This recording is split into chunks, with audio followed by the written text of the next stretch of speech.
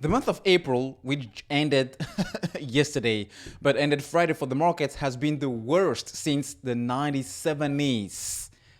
Ultimately, and historically, the month of April has always been a bullish month for stocks. But this is the worst, one of the worst in the last many years.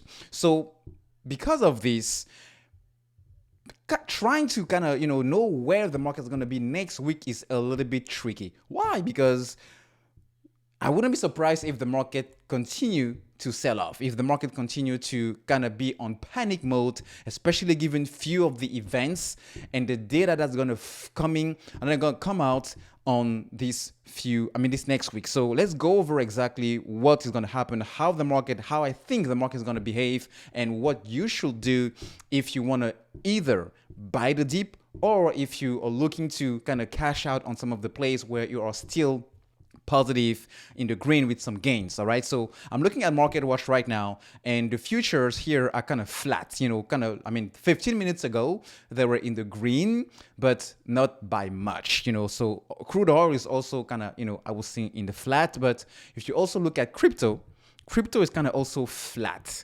Lately crypto has been trading following the tech stocks or following the market. Like if the market is up, then crypto will be up. If the market is down, then crypto will be up. It will also down. But it wasn't always as that, and I don't expect it to continue to be this way, because crypto used to be kind of a safe haven where people will tend to park money, when the market is kind of uncertain. All right, but now, lately, for at least the last 2-3 months, crypto always tend to follow, especially the tech sector. So if crypto is kind of flat and if crypto is green pre-market, I would usually expect the market to also turn green, but you just never know. Now, bunch of people and the whole market now will be focusing this week onto the FOMC meeting, the 2022 FOMC meeting, the one coming up in May. And this is one of the reasons why the market has been selling off a lot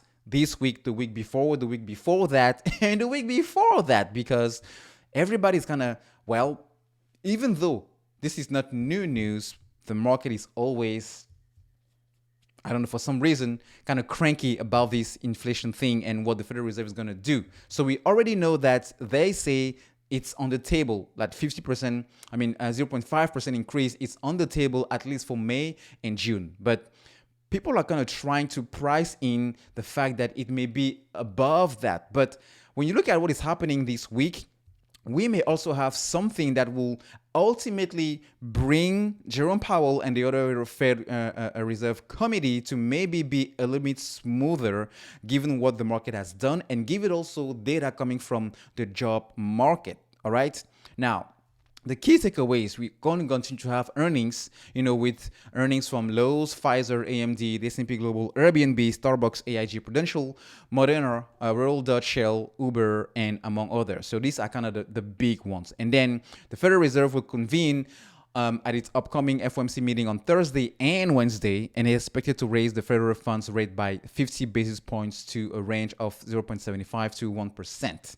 And several labor market updates are expected this week, including the Labor Department's official non-farm payrolls report for the month of April. So these two are kind of where the main focus will be next week. But these earnings also, because we have a lot of companies that are kind of exposed to the retail sector, like consumer spending, because remember, 2/3 of the economy in the US, it's based on consumption. It's based on how we spend money in the economy. So companies like Starbucks, companies like Airbnb, companies like Uber, companies like Lowe's, and definitely companies on the oil sector like Royal Dutch, and bunch of other, Diamond Black, Devon Energy, and bunch of others are gonna give us a pretty good understanding following the last CPI data we had and following the other number we have from the Federal Reserve, kind of signaling that inflation was peaking down. So if people continue, if earnings here are green and positive and solid, it will mean that people still have money to absorb prices and potentially what is going on with supply chain issues, which to me is the main reason why inflation is still remaining really, really high.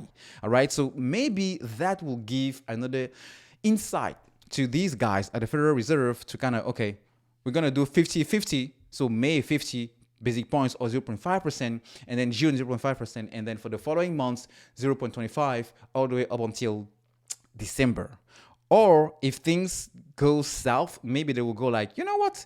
The labor market, it's kind of, strong, but we still need to go aggressive because based on earnings that these companies are exposed to the retail or consumer spending are telling us, we need to be really, really catching up on these rates in order to bring inflation down. And we're going to go like 0.75 basis points on May, 75 in June, etc., etc. All right. This is not out of the picture. And that's why I believe the market has been a lot of, like cranking or very nervous about this because it is not out of the picture.